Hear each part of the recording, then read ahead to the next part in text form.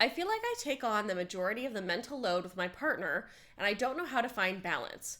Do you have any advice that can help me?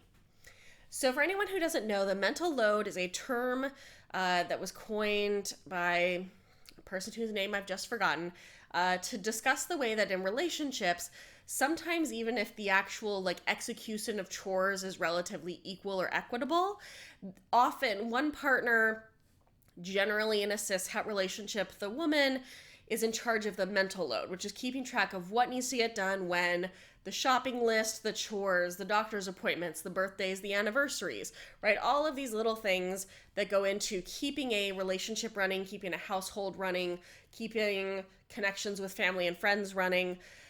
Oftentimes in a cis-het relationship, the woman in that relationship will end up carrying the majority of that mental load. There are a bunch of different resources out there that can be helpful for this.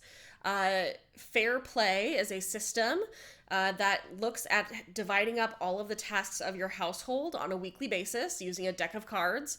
It's a really great system. I'll make sure that my assistant has a link to it to put into the notes for this as well. You can also think about like how things are getting divided. If you are the person who is taking on more of the mental load, one of the things that's recommended in the Fair Play system that I think is good, even if you're not implementing the whole system, is to aim to have the planning,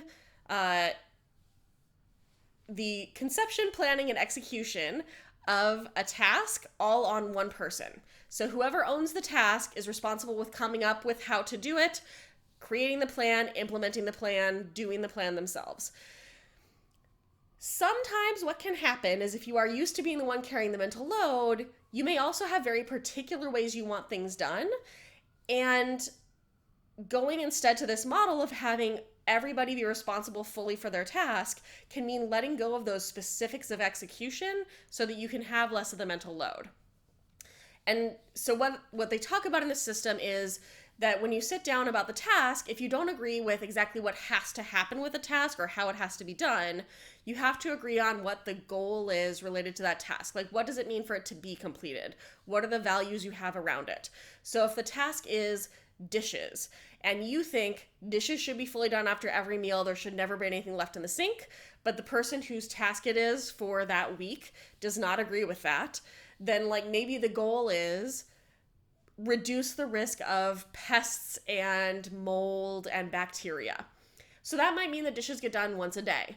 It might mean that they get done a couple times a day. It might mean that, something else happens. If the goal is the sink is always open, maybe you get a bus bin or a bus tub that you put dishes into that get tucked under the sink or somewhere else so that the sink can be open. And what I think that is helpful about moving to this model is that, again, predominantly in cis-het relationships, there can be this way that the woman is kind of like the taskmaster and takes on almost like a mother role in the household, where they come up with what needs to be done and how and when, and then like nag their partner into doing it, and that doesn't tend to feel good for anybody. When instead you have to think about like, what is the goal of this task? Why do we want it done a certain way? What does it mean for it to be successfully accomplished? What will help us both feel good in the doing of this task? It can help both of you clarify what it is you're actually looking for and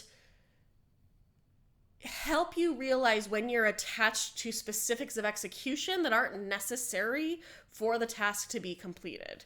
In addition, letting someone have complete control over a thing makes them more invested in actually doing it.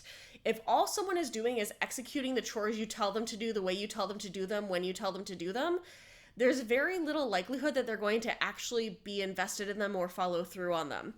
Whereas if it is their job to make sure that dishes are done for the week and they have to figure out how that happens, when that happens, make sure that it is done, that they do the doing of it, that creates a different level of buy-in. It creates a different level of responsibility. And so I think looking at that Fair Play system or things like it can be super helpful.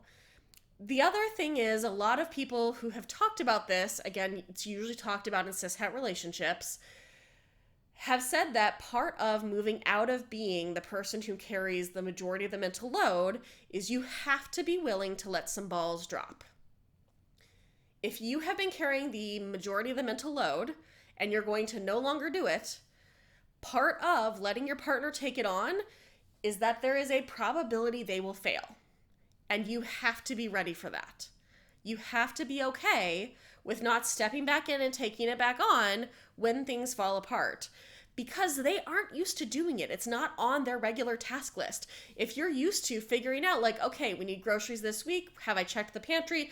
Like, if you're used to all of those steps involved in a thing, they may not be. And that might mean that it takes them a while to figure out how to actually execute that task in a way that works. You have to let them fail. And I know that sucks and it hurts and we don't like it, but it is necessary. You have to let them fail, because if you don't, you're always going to be carrying that mental load.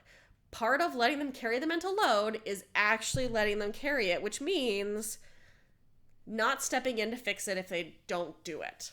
There was an article I read where a woman was talking about having done this with her husband, and one of the tasks he took on was the mail.